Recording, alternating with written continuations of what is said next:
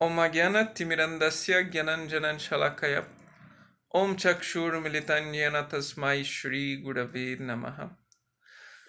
Pessoal, estamos aqui então dando continuidade a essas invenções minhas que eu faço aí nas mídias para de alguma maneira colaborar pro cultivo aí de conhecimento de vocês. Então, o verso que eu sugeri para que vocês lessem e indagassem é o verso 14 do capítulo 1 do Yoga Sutra. Porque o tema no qual eu trouxe é sobre o que eu reparo, assim, é o que nós observamos que acontece aí no decorrer da prática de Ashtanga, sobre o quanto os nossos, digamos assim, sentimentos de felicidade e tristeza, eles são influenciados pelo, digamos assim, pelo nível, pela performance da nossa prática, digamos assim, pela qualidade, entre aspas, dos asanas que nós praticamos numa determinada prática, né? O verso que eu sugeri do Yoga Sutra é o 14 do capítulo 1. Satu dirga kalanairantaryat satkara sevito drida bhumihi. Então esse verso, Patanjali fala sobre a importância de se alcançar uma posição segura e estável na prática. E essa posição segura e estável na prática, Patanjali deixa claro que ela depende de uma constância por um longo tempo dentro de um processo ininterrupto. Essa é a expressão que ele usa. Ou seja, para que nós possamos ganhar um estado de estabilidade emocional e física nessa prática, primeiramente passa por um processo de um longo tempo de dedicação e de maneira ininterrupta também, de maneira que nós não, digamos assim, não pausamos a constância dessa prática. Por quê? Isso vai muito de encontro com a nossa cultura. Por quê? A nossa cultura, nós somos frutos de uma cultura completamente imediatista, no sentido que nós gostamos de resultado rápido, nós queremos o resultado rápido. E por isso nós muitas vezes burlamos, digamos assim, nós tomamos diferentes atitudes para que a gente possa alcançar o que o nosso ego considera como pódio, o que a nossa mente estereotipa, digamos assim, como o ideal devido ao que nós acessamos nas mídias, ou o que nós criamos como parâmetro, digamos assim, de asana perfeito ou de prática perfeita. Mas o processo de yoga, ele é um processo contrário a isso. É um processo que não está ligado à concepção de passado e muito menos à concepção de futuro. O processo de yoga está diretamente ligado a um cultivo de concepção de presente, de estado de presença. Porque o passado e o futuro, na perspectiva do yoga, não existe, no sentido que o passado e o futuro, eles são resultados de um parâmetro único que vem a ser o presente. Então a proposta dessa prática, primeiramente, é fazer com que nós nos situamos num estado de presença no agora e desenvolvemos um contentamento do que nós estamos fazendo agora. E o que eu me deparo hoje como professor observando os alunos, muitas vezes, é que no início o aluno procura yoga, né? Porque ele quer melhorar o seu estilo de vida, porque ele quer melhor calmaria interior, porque ele precisa se equilibrar e algo do tipo. E isso acontece na prática, independente do nível do asana. Mas depois, como a prática de Ashtanga ela tem uma metodologia na qual o aluno vai recebendo asana, existe uma série no qual se considera que é série avançada ou não, intermediária, enfim.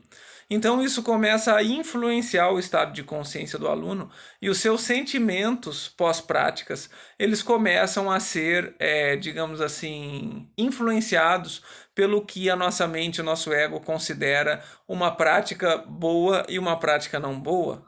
Uma prática boa seria aquela prática que a gente faz bons asanas. E uma prática não boa significa uma prática que talvez a gente não produza tantos asanas ou tão bons asanas. Mas o nosso parâmetro, ele tem que se basear no quanto a prática ela está nos beneficiando como pessoas, como indivíduos, como seres harmônicos com a natureza. E que isso vai além da sua prática ser performática ou não. Então, quando você entende, primeiramente, que nós praticamos yoga para desenvolver um estado de ser, então isso é indiferente sobre o seu nível de postura. E é importante o quanto isso está fazendo bem a você. Mas, quando nós colocamos o nosso ego e nossas flutuações mentais na nossa consciência, então nós começamos a ficar influenciados por isso. Então começamos a ficar felizes nos dias que fazemos boas práticas e tristes nos dias que não fazemos boas práticas. Isso pode acontecer? Claro que pode acontecer. Somos seres humanos, estamos sendo sempre influenciados por esse tipo de energia. Mas é importante desenvolvermos a consciência que quando isso acontece, a prática que não é boa e quando nós não saímos bem da prática, isso também é bom no sentido de que é um estado de observação para que possamos transitar com equanimidade entre o que consideramos bom e o que consideramos ruim. E para que a gente consiga chegar nesse estado de estabilidade da prática, quando Patanjali aqui fala sobre estabilidade da prática, Patanjali não está falando sobre estabilidade do asana, ou seja, de você fazer uma boa prática de asana. Patanjali está falando sobre um estado de espírito, ou seja, um equilíbrio da mente, no qual resulta em que você não é tão influenciado por felicidade e tristeza, você não é tão influenciado pelas polaridades. Por isso, você atinge-se o que ele chama de posição segura.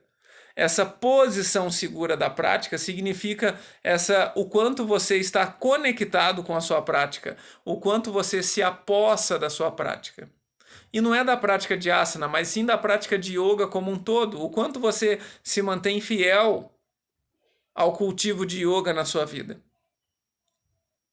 Então, só que isso também, como a própria prática de asana, é um processo de construção. E esse processo construtivo, ele depende de uma prática ininterrupta e fiel. E por um longo tempo. Por isso também, por exemplo, a máxima pratique, pratique, tudo virá. Porque o virá, ele não vem sem um processo de maturidade. Então esse processo de maturidade, ele depende de constância. Por isso que existe, não só no Ashtanga, como na maioria das práticas de yogas, digamos assim, mais fiéis ao que se considera tradição, essa valorização da disciplina. Não é por uma questão dogmática de que nós temos que praticar todos os dias, esticar os tapetes todos os dias, não. Mas muito mais pelo entendimento de que a maturidade depende de uma constância ininterrupta por um longo tempo. Para que a gente possa acessar outros lugares de reflexão, para que a gente possa acessar lugares com mais profundidade, de insights. Porque se a gente pratica durante um longo tempo de maneira fiel e ininterrupta, claro que acompanhado de um bom orientador, para que a gente possa, digamos assim, sofrer menos nesse período longo, se expor a menos lesões, uma condução à nossa estabilidade de respiração, as meditações, isso depende sim de um bom professor também. Um direcionamento de leitura, né? Essas ferramentas que possam nos amparar dentro da nossa prática de asana, para que a gente consiga levar essa prática até o nosso último suspiro. Quando eu falo levar a prática até o último suspiro, não significa que nós vamos estar no leito de morte fazendo asanas, mas significa que nós também vamos passar pela nossa velhice através de um processo que possa nos dar cada vez mais sanidade. E essa sanidade, de acordo com o Ashtanga Yoga ou Hatha Yoga, enfim, toda essa abordagem psicomecânica, ela depende diretamente de um bom acompanhamento de uma pessoa experiente para que a gente consiga validar os asanas para o resto da vida, entende? Então, retomando, é preciso desconstruir essa consciência fruto da nossa cultura imediatista de que nós vamos alcançar a performance ou essa perfeição de maneira rápida. Então, quando você conseguir desconstruir isso da sua mente, do seu ego, você vai ficar mais tranquilo, porque você vai fazer a prática realmente por causa do yoga e não a prática por causa da performance ou por causa do asana. E quando acontece esse desapego da performance, esse desapego do asana, e mantém a prática fiel por um tempo ininterrupto e longo, então naturalmente também vai haver o benefício da performance, o benefício de um corpo forte e alongado. Ou seja, tudo isso resume em continue caminhando e não tenha pressa. Nós estamos falando do verso 14, mas, por exemplo, o verso 12, então Patanjali vai falar Abhyasa Vairagya Nirodha. Então, esse processo psicológico, emocional, egocêntrico, ele é desconstruído como flutuação da mente quando acontece prática e desapego, Abhyasa e Vairagya. Então, o nosso dever é manter a disciplina.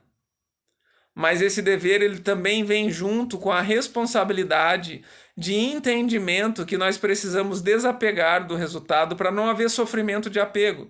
Então faça o que vem a ser da sua responsabilidade e entregue o resultado para que energias maiores cuidem disso. Ou seja, deixe o tempo cuidar disso. Deixe Deus cuidar disso, o universo cuidar disso, sei lá do que você chama. E isso não é um exercício para o asana. O asana é um exercício para que nós possamos exercitar isso na vida. Em assumir as nossas responsabilidades, fazer o que tem que ser feito, mas não se apegar ao resultado. Para que possamos dar espaço para o universo se manifestar dentro do resultado que nós merecemos. Ok, pessoal? Espero que vocês aproveitem. Beijo no coração de vocês. Até a próxima.